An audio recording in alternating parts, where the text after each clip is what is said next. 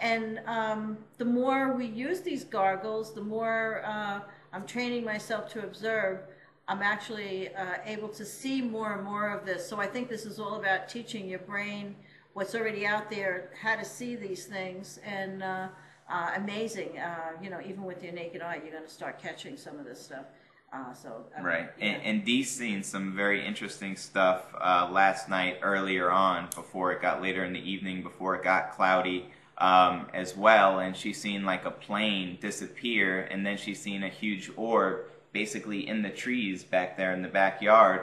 She got a little, you know, naturally, and she went inside, but she swears she's seen something last night right there in the backyard. So it was interesting to hear coming from her. That's interesting, because I always think I see something behind those trees, because I'm on the lake, and then there's a nature preserve with a little stream running through it, and so there's a few trees, you know, deer and things like that live in there, but on the other side is still the lake, and the way it contours around, I always think, well, maybe it's a boat or something shining a light, but I really would, from upstairs, thought I was seeing something from on the other side of those trees too. So that's awesome. Hiding out in the trees, maybe. I don't know. Watching us, watching them.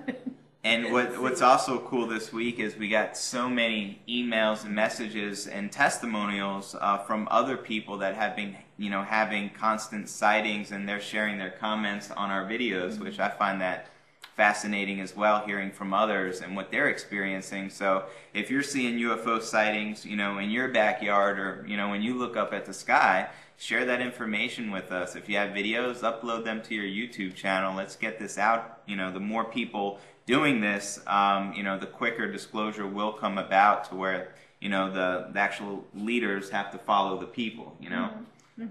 And like we said, we hope disclosure is coming very soon. We did get an email from Dr. Grier asking us to, and Justin, you're going to put up the link and talk about that later, to contact our president and our senators and our congressmen, asking, putting pressure on them for disclosure, because you know, in his findings, you know, maybe years ago, only about 30% of the people really wanted to know, but he's finding 70 to 80% of the people really want to know what's going on, and they would feel actually better about it, our economy and the state of things, if they knew the truth. But the fact that there's so many cover-ups is making people feel insecure about all this. And so Dr. Grier is feeling that, you know, we should put a lot of pressure individually on the government to say, you know, yeah, we're the people and we want to know. So, you know, without a doubt, you know, and the 30% that really doesn't want to know are the ones that are debunking, say they really do know probably. And the rest of them must live in the, you know, the foothills of someplace where they don't know anything about this stuff. So right. So just let them know that you are aware, you know, and demand the truth, and they'll have no choice but to follow what the people want, because we'll have the numbers on our side. So very important to do. So let's kick it off. I want to show actually Stephen Grier. I think it was July 25th, around that date in Barcelona. They had the Exopolitics Summit. And just a couple clips from his presentation, which was amazing. You could find it on YouTube. Just type in Stephen Grier, Exopolitics, Barcelona, 2009. It'll pop right up. You can watch the whole thing. But I just want to show a couple clips, and then I want to get into a couple of documents, because, and I'll let Stephen Grier explain it for me. He does a better job at it, of course. So let's just kick into the videos, and we have a lot to talk about right after, so just stay tuned. Their Ministry of Defense and their head of state. And they did not realize that America had gone so far off course. Now, I take no pride in telling you this. My family were some of the original founders of the United States. We were the original prisoner of war with the British. No offense to the British, love you, you're great friends now. But it was an amazing experience to see to what extent our democracy and our experiment in freedom had been hijacked by a group of people who arrogated to themselves this knowledge, which belongs to the people of the earth, the whole earth. We are ready for this. 80% of Americans believe these are real, these UFOs, and that part of the government's hiding it. When I started the Disclosure Project, it was only 35%. When I first briefed the CIA director, only a third of this majestic group, the super secret group that keeps this information secret, 200 or 300 people, I know some of them, I've met with some of them. Now, 70% of them want this out. The other 30% want to see me go away, as you can well imagine. I'm not going anywhere unless they take me out in a coffin, because I am dedicated to getting this truth out to the world, making peaceful contact, and bringing out the technologies to establish a sustainable and peaceful civilization on this planet, but we can only do it with your help. Thank God for Pepon and all of these people who are doing this in Spain.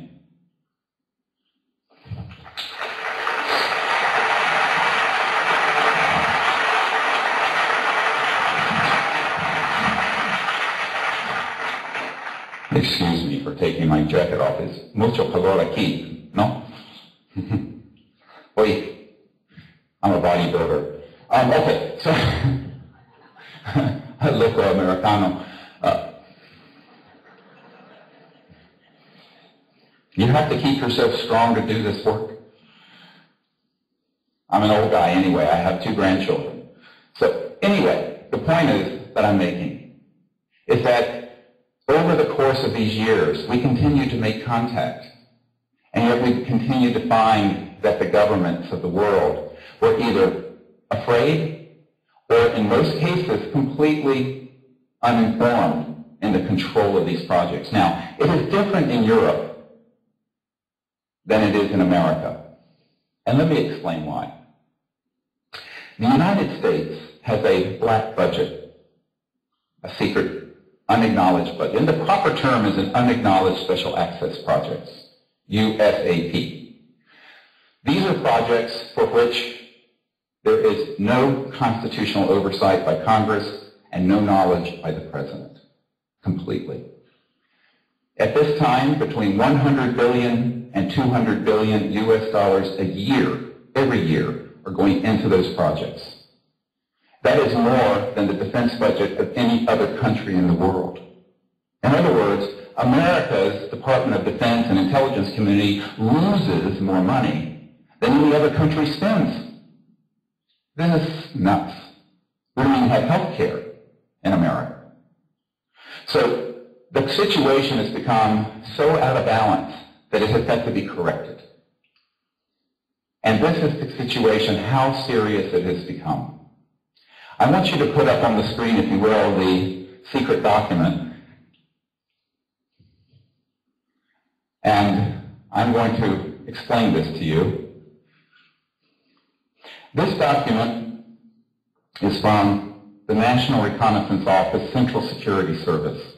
The National Reconnaissance Office is the top secret spy agency that has satellites, many of whom are trained on tracking extraterrestrial vehicles with advanced weapon systems to destroy them. This is a crime against humanity. This is a restricted special security advisory blue fire. And here's your distribution list.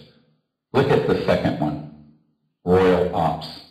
Look at this one, Cosmic Ops. I think Bob Dean may have told you about the cosmic clearance. Here it is in a 1991 document. Now this has not been declassified. I have thousands of these. Don't ask me where I got them, because I'd have to kill you. No, I wouldn't tell you. No, Lord. Just joking. I hope people have a sense of humor. You better get one. Magi Ops. This is majestic. Magi Ops. Magi Ops. ComSec Ops. And it goes down. And here are some of the code numbers. Now I want you to look at these. Red Flag Military Operating Center, Dart East Military Operating Center, Dart South, Pahut Mesa. That's in Area 51. No one calls it that in the business.